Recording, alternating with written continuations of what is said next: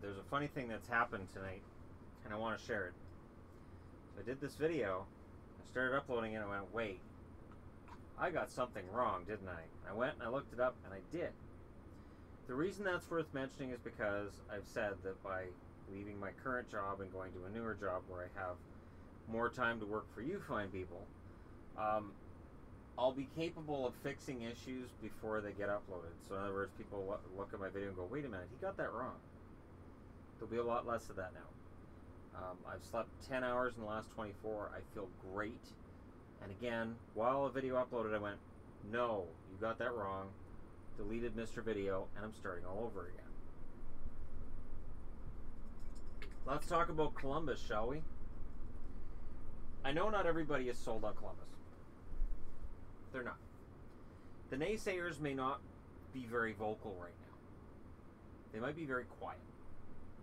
They might just be waiting for Tortorella to screw something up, or for Columbus to get off to a slow start, or for some of the guys who had career years like Cam Atkinson to fall back. But I like what Jarmo Kekalainen has done this summer. They lose William Karlsson in expansion, but they could have lost a lot more. Anton Forsberg goes to Chicago. Not a big loss for them. They got Korpisalo. Now, I know Korpisalo wasn't really awe-inspiring this past season, but he's a backup goalie. So he's not going to make a huge difference in the fortunes of the team. There were plenty of years for guys like Patrick Waugh, Dominic Hasek, Marty Brodeur, I even believe with Lundqvist, and I'm thinking Mike Richter. I'm just saying that almost any really good goaltender where their backup has a losing record, and they have a good record, meaning their backup plays against weaker teams and still has a losing record. So, you know, we talk a lot about, well, this team needs to shore up its backup goaltending. It's probably overemphasized. Because when playoffs roll around, as long as your team wins enough to make the playoffs, the backup doesn't enter into it unless the starter gets hurt. And usually if the starter gets hurt, your team's done anyways. It's very rare that a backup's able to come in and play. That's why what Pittsburgh did, having two goalies capable of winning a Stanley Cup the last 2 years, is really special. Because I can't remember the last time that happened, that you had two Stanley Cup caliber goaltenders on the same team. So there's that. So Wennberg signs a 6-year deal, $4.9 million per. It's a lot of money, yes. Is he worth it? Absolutely. I think what Columbus has done, and with guys like Bjorkstrand and Milano yet to develop to where they're going to get, this team could just get better. The only restricted free agent still out there is Anderson. And Anderson's not going to eat up that $7.98 million in cap space. So what they've done here, they've got 6 years, 4 years, 4 years, a bunch of 2 years, 5 years on the blue line for Seth Jones, 4 years for Savard, 3 for Karlsson on his entry level, 2 for Werenski still on his entry level, 2 for Harrington, and in goal both Bobrovsky and Korpisalo are good for the next 2 years. Their acquisitions over the last couple seasons, Panarin up front is not anything but an upgrade in my eyes, and I love other people love Saad. That's fine. I think Panarin's fantastic, and I think he'll show that this year. Jones, it was risky at the time because at the time they traded away Ryan Johansson, they didn't have a number one center. You could still ask questions about Columbus's depth at center. And you could say, well, Dubois is going to fix that. Dubois is not on this chart because he's on his entry contract. He does not affect the cap for the next 2 years. And the guys who are almost up, Atkinson's going to get a raise. Jenner, well, it depends. Is he 30-goal Jenner or is he 15-goal Jenner? Which one is he? Calvert, not going to get a big raise.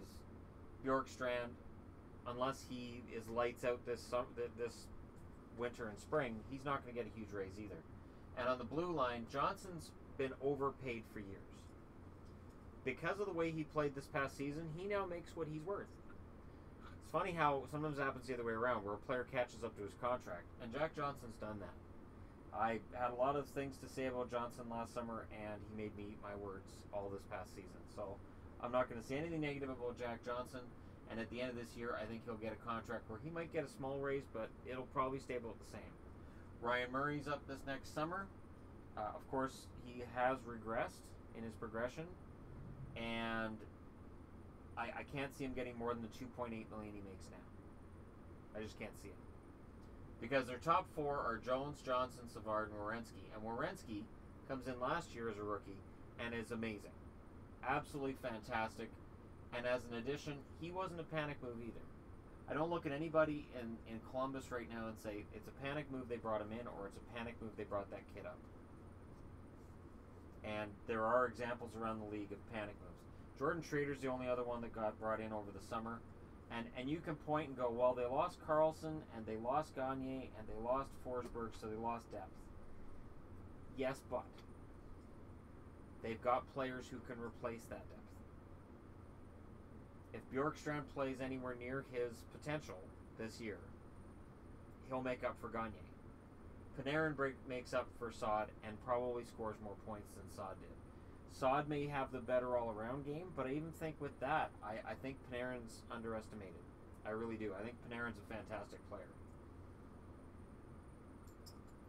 And again, Panarin leaving Kane, it sort of reminds me when Adam Oates was traded away from Brett Hull. And, Craig Janney was brought in to play with Hull with the idea that, it'll work too because Janney's a playmaker. There's a chemistry you can have with a player that leads to tremendous points, and you can have chemistry that doesn't. So the fact that Panarin comes in and Patrick Kane scores over 100 points that first year, I don't see those two things as a coincidence. I'm excited to see what Panarin does here, where he fits in and what happens. And now they've signed Wennberg to that long-term contract. They only have to worry about Anderson, and next year they only have Atkinson to worry about and Johnson. Columbus has no cap issues moving forward. Keep in mind, this is a team that was at or over the cap not that long ago, and there was a lot of talk about how Columbus isn't a good team, but they're at and over the cap, and this is poor cap management. If you're a Red Wings fan, this is where your hope lies, because right now the exact same things are being said about Detroit, and if Holland can get his game back, he can absolutely get Detroit into a similar situation in 2 years, where they have all kinds of cap space, everybody's come off, and he looks like a genius. It's a matter of whether or not the people in charge give him enough rope that he's able to do that. So, there you go. I think Columbus is really good, and I think the Wennberg signing is more than just being about Wennberg. It's about this continuing plan of Columbus to not only be good, but relevant in Stanley Cup discussions, and leave themselves room to pick up a rental. And at the deadline, I would be very surprised if they're not in a good position and they don't end up in a better position, because they've already got their team all locked up and they've got cap space.